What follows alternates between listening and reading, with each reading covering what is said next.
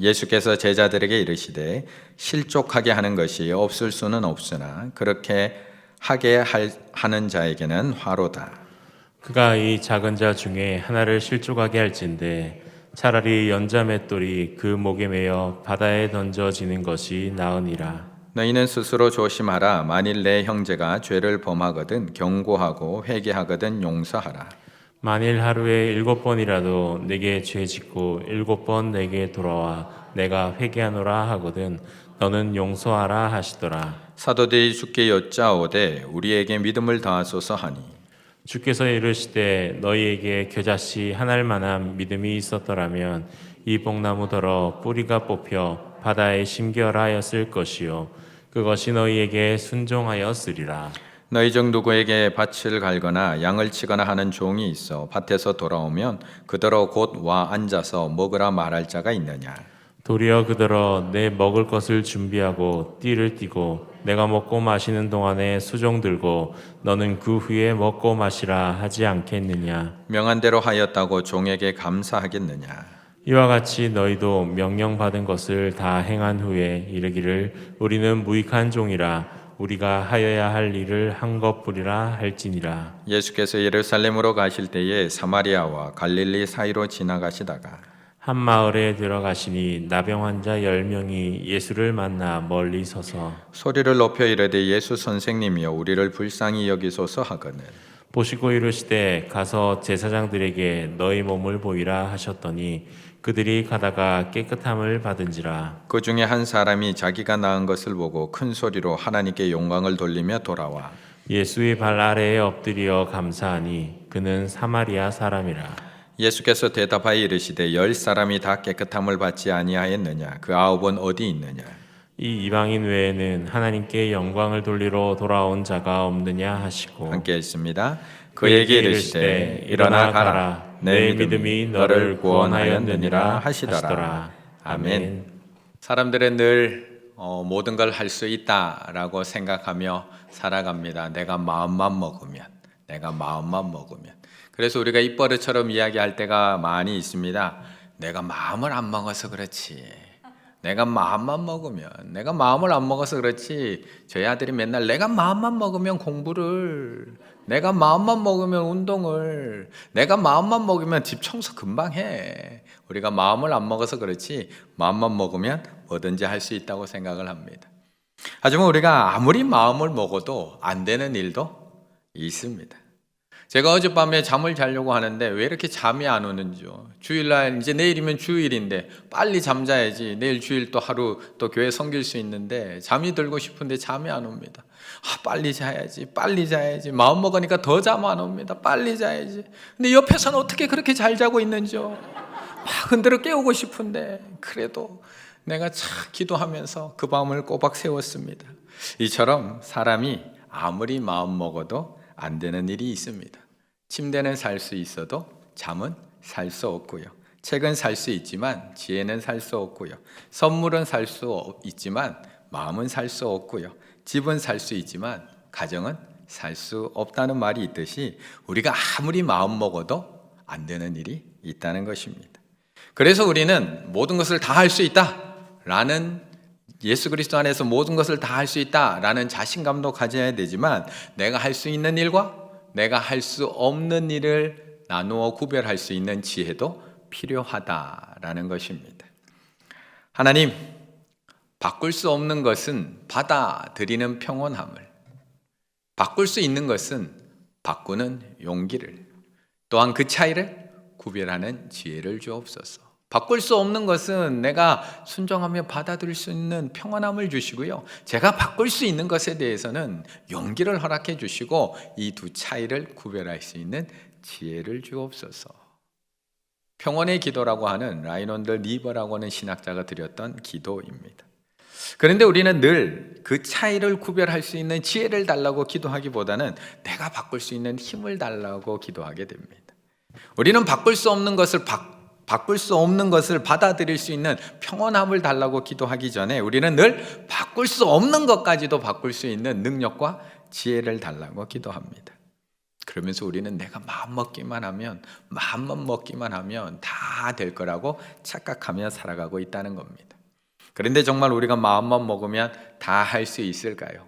1절의 말씀 함께 읽어보겠습니다. 1절입니다. 예수께서 제자들에게 이르시되 실족하게 하는 것이 없을 수는 없으나 그렇게 하게 하는 자에게는 화로다. 아멘. 우리는 늘 교회 안에서 서로 사랑하라고 사랑을 배웁니다. 하나님을 사랑하고 내 이웃을 내 몸처럼 사랑하라고 배웁니다.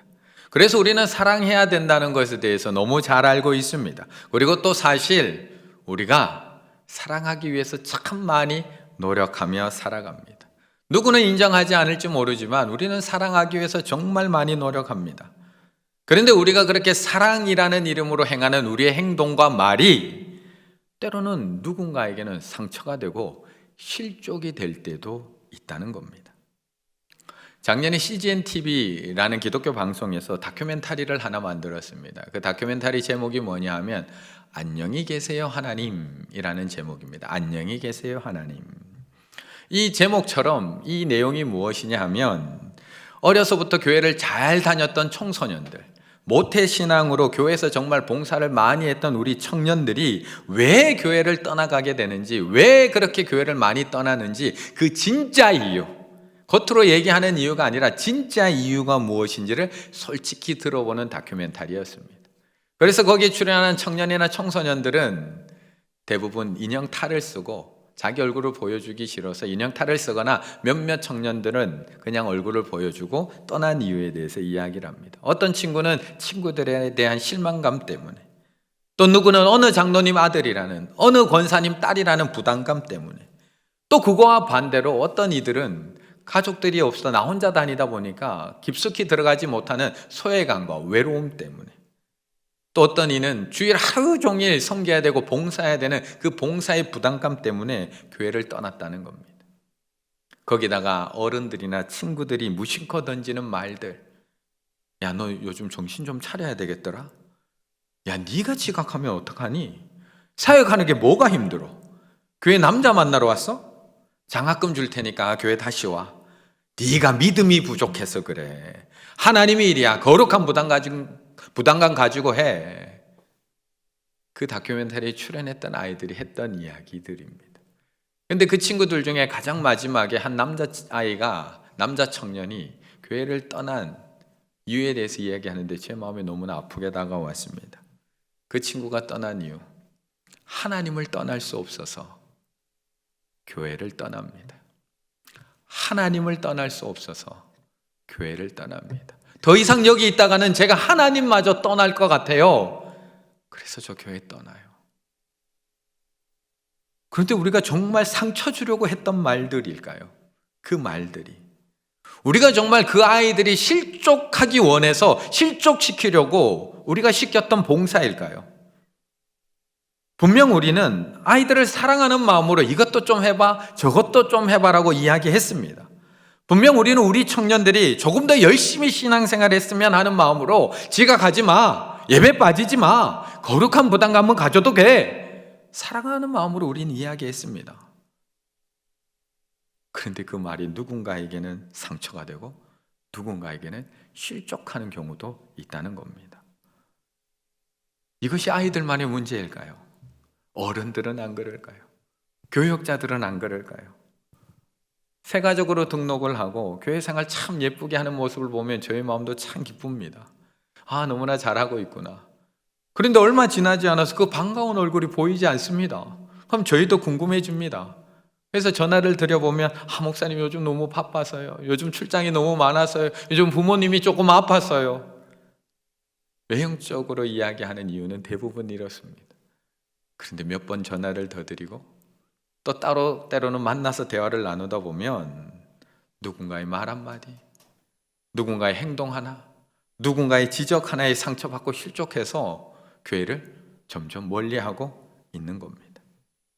그런데 중요한 것은 상처 준 사람은 모르고 있다는 겁니다. 실족게 한 사람은 새까맣게 모르고 있다는 겁니다. 왜요? 그 사람은 좋은 의도로 이야기했기 때문에. 그 사람은 그 사람을 상처 주려고 이야기한 게 아니라 나는 네가 더 잘 되라고 이야기했고 더 좀 발전하라고 이야기했고 더 좋은 신앙 가지라고 이야기해 준 거기 때문에 나 때문에 상처받았을 거라고는 단 1도 생각하지 않고 살아가고 있는 겁니다. 교회 안에 상처 주려고 마음 먹고 상처 주는 사람 아무도 없습니다. 교회 안에 내가 오늘 저 사람 실족시켜야지 마음 먹고 실족시키는 사람 거의 없습니다. 왜냐하면 그렇게 하면 얼마나 큰 벌을 받는지 우리는 너무 잘 알고 있거든요. 오늘 2절에서도 말씀하잖아요. 그가 이 작은 자 중에 하나를 실족하게 할진대 차라리 연자 맷돌 그 목에 매어 바다에 던져지는 것이 낫다.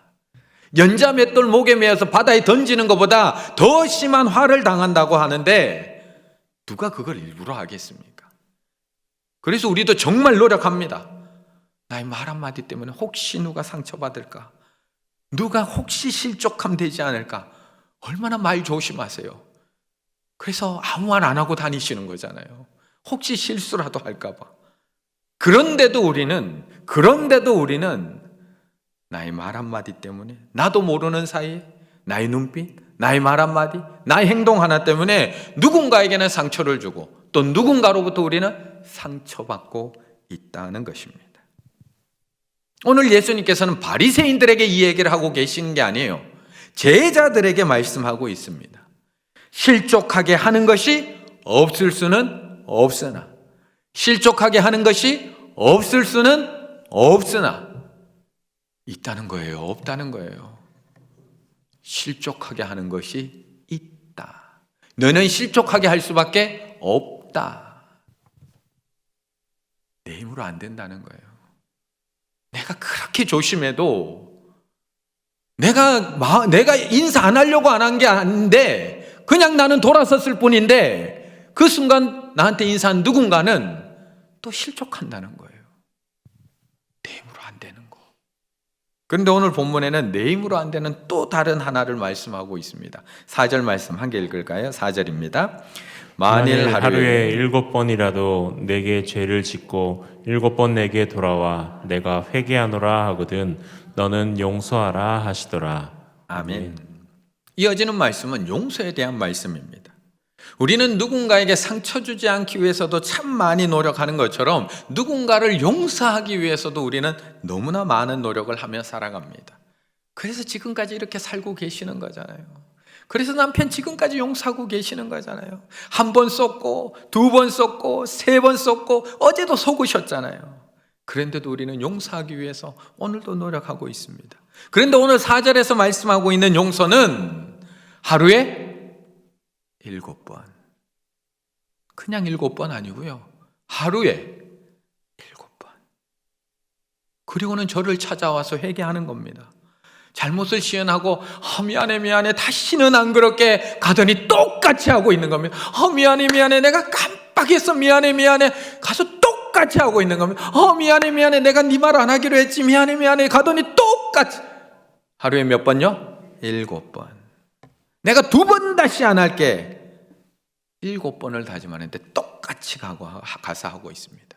그게 회개인가요? 그걸 회개라고 인정해 주실 수 있나요?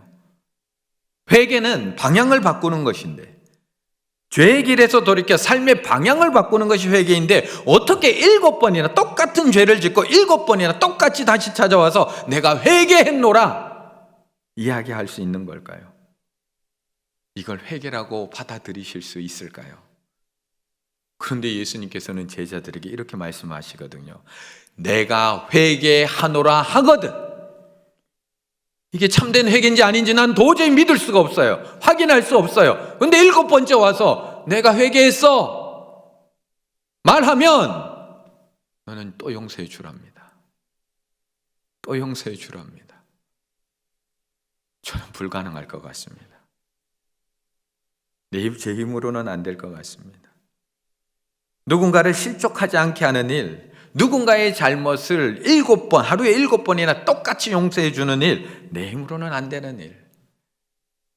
그래서 오늘 제자들도 자신의 힘으로는 안 될 것을 알기 때문에 불가능한 일임을 알고 예수님 앞에 이렇게 간구하고 있는 겁니다. 5절의 말씀 함께 읽습니다. 5절입니다.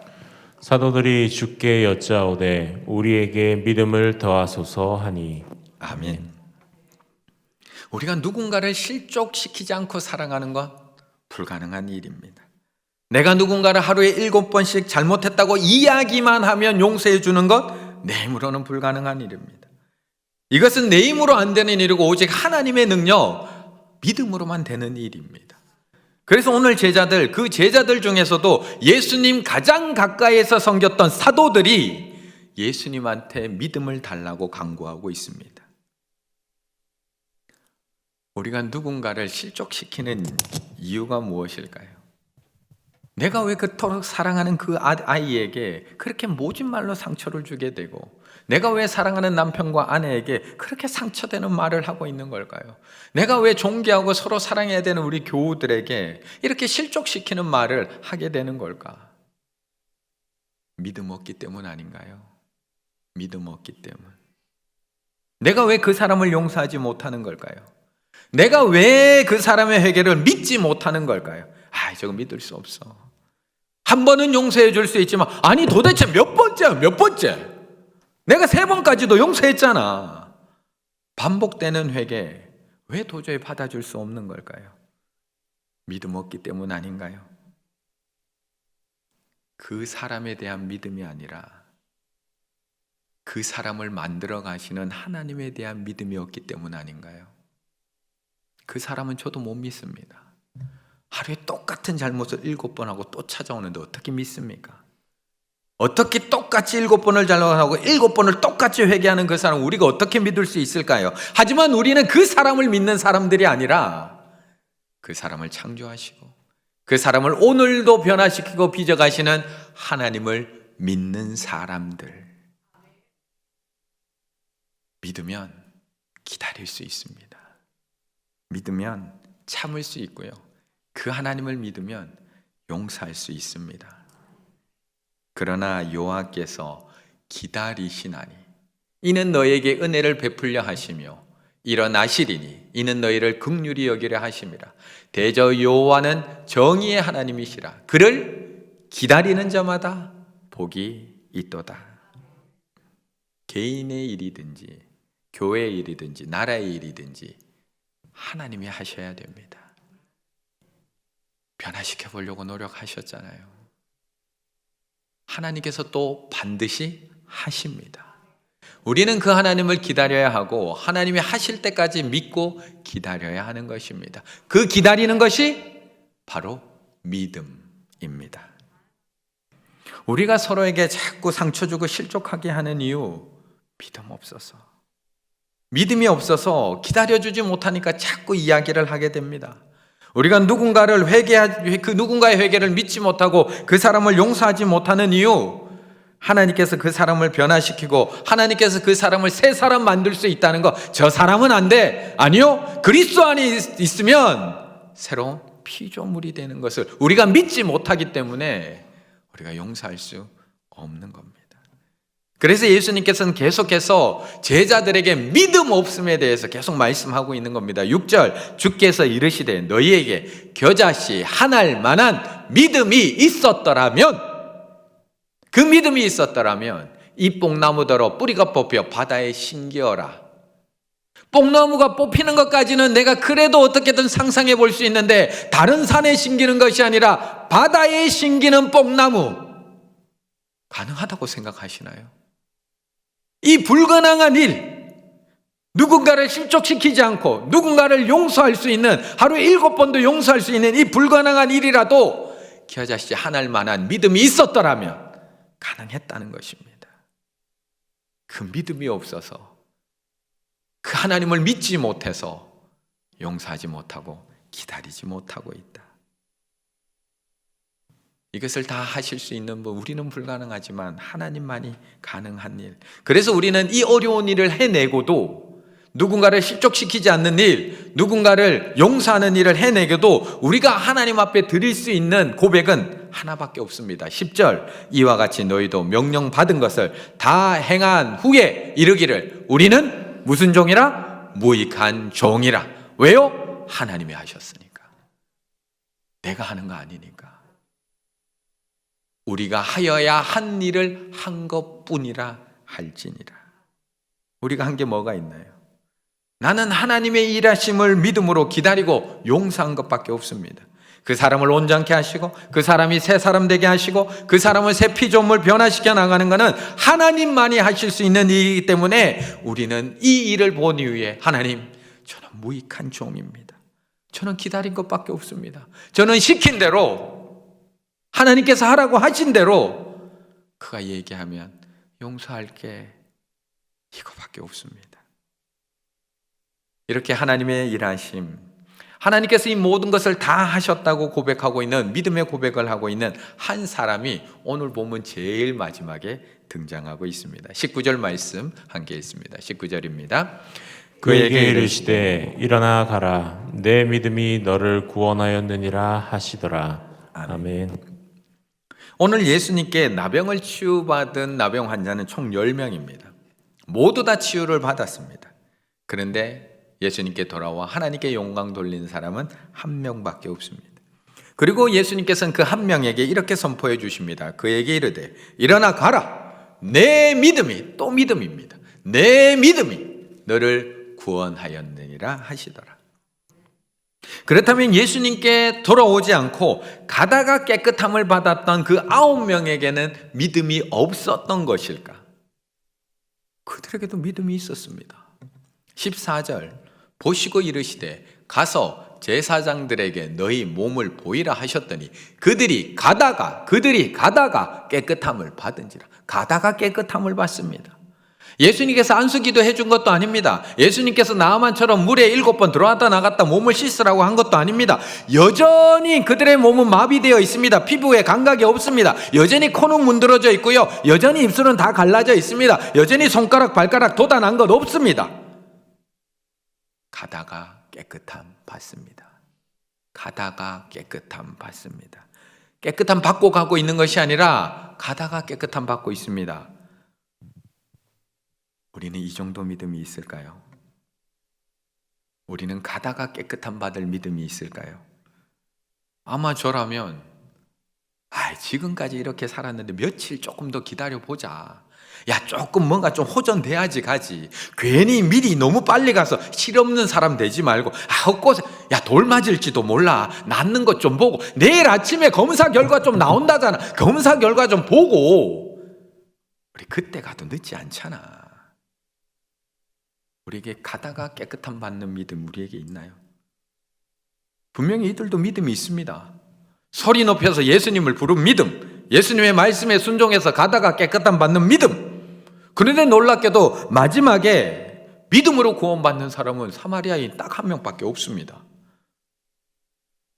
예수님이 믿음이라고 불러주신 것도 이 한 명밖에 없습니다. 그렇다면 이 두 믿음의 차이는 도대체 무엇인가요? 왜 예수님께서는 앞에 가다가 나음받은 그 사람들의 그 행동은 믿음이라고 이야기하지 않으시는 걸까? 노진준 목사님이 쓰신 믿음을 의심하다라는 책이 있습니다.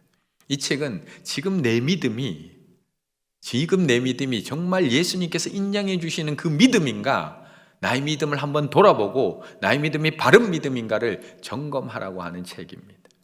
그 책에 보면 우리가 이야기하는 믿음이 바른 믿음인가를 한번 생각해 보라고 하면서 어떤 이야기 하나를 예를 들어 놨습니다. 어느 불치병 환자, 어떤 사람이 불치병에 걸렸습니다. 현대의학으로는 더 이상 고칠 수 있는 방법이 없다는 그런 진단이 내려집니다. 너무 절망적입니다. 그런데 어느 날 어떤 한 사람이 임상실험이 끝나지 않은 신약을 하나 들고 옵니다.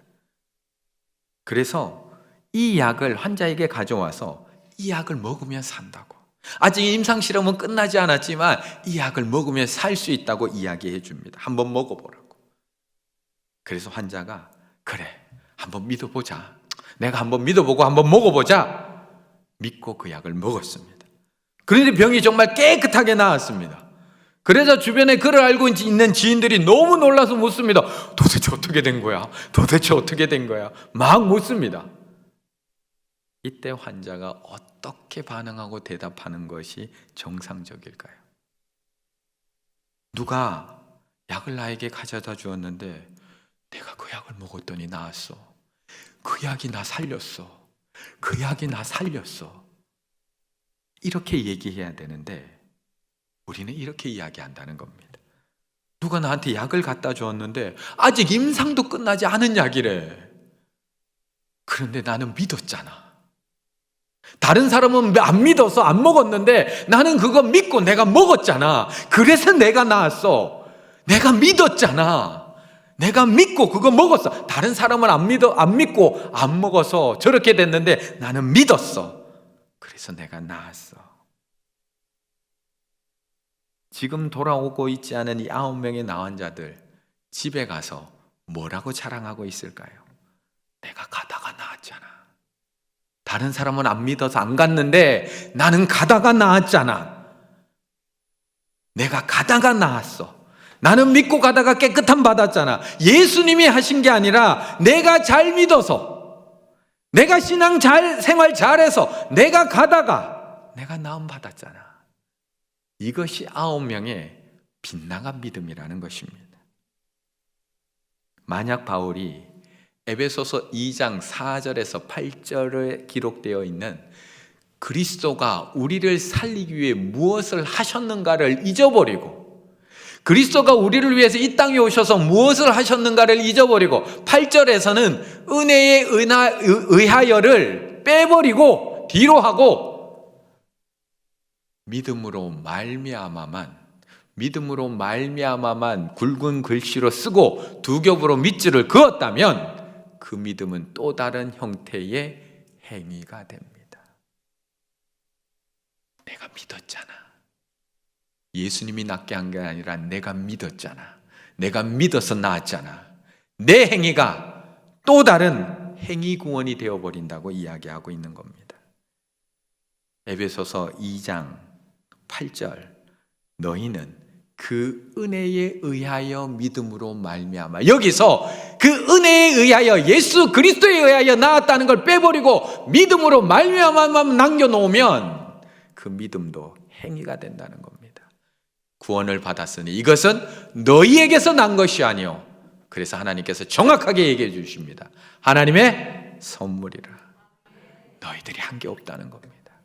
하나님이 하셨다는 겁니다. 그런데 사마리아인 단 한 명만 예수님께 돌아왔습니다. 그리고 큰 소리로 이렇게 고백합니다. 그중 한 사람이 자기가 낳은 것을 보고 큰 소리로 하나님께 영광을 돌리며 돌아와. 하나님께서 하셨습니다. 영광 돌리며 돌아와서 하나님께서 하셨습니다. 예수님께서 날 살리셨습니다. 죽어 마땅한 나인데 예수님께서 살리셨습니다. 그 영광 돌리고 있는 겁니다. 대조적으로 9절, 18절에서는 그 9명에 대해서 이렇게 얘기하는 겁니다. 이방인 외에는 하나님께 영광 돌리러 돌아온 자가 없느냐. 내가 믿어서, 내가 가다가 나았잖아. 내가 가다가 나았잖아. 영광 돌릴 일이 없는 겁니다. 하나님께서 왜 아브라함에게 이삭을 약속해 놓으시고 25년이나 기다리게 하신 걸까요? 왜 출애굽한 이스라엘 백성들은 굳이 홍해까지 몰아가셔서 너희는 가만히 있어, 홍해를 가르셔서 마른 땅으로 건너게 하신 걸까요? 왜 가나안 땅에 들어간 이스라엘 백성들은 왜 여리고를 만나게 하셔서 왜 조용히 7바퀴만 돌아, 왜 그걸 시키셨을까요? 왜 하나님께서는 3,200명이나 되는 32,000명이나 되는 이스라엘 군대를 다 돌려보내고 300명만 남기셔서 미디안과 싸우게 하시는 걸까요? 왜 어린 다윗에게 물맷돌 하나 손에 쥐어주고 골리앗 앞에 세우시는 걸까요? 왜 나사로가 죽은 지 4일이나 지났는데 썩은 냄새가 풀풀 나고 있는데 왜 기다리게 하시는 걸까요? 왜 하나님께서는 우리에게 백신이 개발하기 위해서 우리가 이렇게 인간적인 노력을 하고 있음에도 불구하고 2년이 넘도록 우리를 기다리고 또 기다리게 하시는 걸까요? 성경은 하나님께서 하셨다는 것을 보여주는 책입니다. 성경은 아무것도 할 수 없는 무능하고 무지한 너희들을 하나님께서 선택하셨어, 하나님께서 하셨다는 것을 보여주는 책입니다. 성경은 그냥 죽어갈 수밖에 없는 우리들을 하나님이 찾아오시고 하나님이 의롭게 하시고 하나님께서 인도하시고 하나님께서 치유하시고 하나님께서 승리케 하시고 하나님께서 구원하셨다는, 하나님께서 하셨다는 것을 보여주는 책.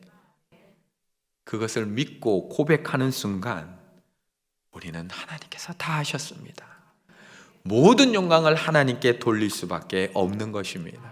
그리고 우리의 입술에서는 진정한 감사와 진정한 찬양이 그때 흘러나오게 됩니다. 하나님이 하셨습니다. 하나님이 다 하셨습니다. 지금까지 살아온 나의 인생 돌아보니 하나님께서 하셨고, 무너질 것 같은 우리의 가정 하나님께서 세우셨으며, 한순간에 사라질 줄만 알았던 이 나라 민족 하나님께서 살리셨으며, 온 세계 만물 하나님께서 창조하시고 하나님께서 오늘도 운행하고 계십니다. 그렇다면 나의 남편, 나의 아내 누가 변화시켜 나가실까요? 하나님이 하실 줄로 믿습니다. 내 손을 떠나보는 우리의 자녀 누가 변화시켜 나가실까요? 하나님께서 하실 줄로 믿습니다. 매일매일 잘못했다는 말만 하는, 도저히 용서할 수 있는 저 사람도 하나님께서 온전케 하실 줄로 믿습니다. 아무 희망이 보이지 않는 우리의 가정 하나님께서 다시 세워가실 줄로 믿습니다. 그때 우리는 말로 누군가를 실족시키지 않을 수 있고, 그때 우리는 오늘도 나에게 와서 미안해 하는 그 사람을 용서하게 될 줄로 믿습니다. 복음의 중심이요 핵심은 내가 한 것이 아니라 하나님이 하셨다는 것입니다. 복음은 내가 했다는 얘기가 아닙니다. 너는 할 수 없는 일을 내가 한 거야. 너는 스스로 구원할 수 없는데 내가 널 구원해낸 거야. 이것이 복음의 핵심이고 중심입니다. 이번 한 주간 하나님께서 다 하셨습니다. 그리고 앞으로도 하나님께서 다 하실 줄로 믿습니다. 하나님께서 우리를 치유하시고 우리를 회복시키시고 이 코로나로부터 우리를 구원해 주실 줄로 믿습니다. 고백하며 영광 돌리며 감사로 나아가실 수 있는 우리 충일의 가족들 다 되시기를 간절히 바라겠습니다.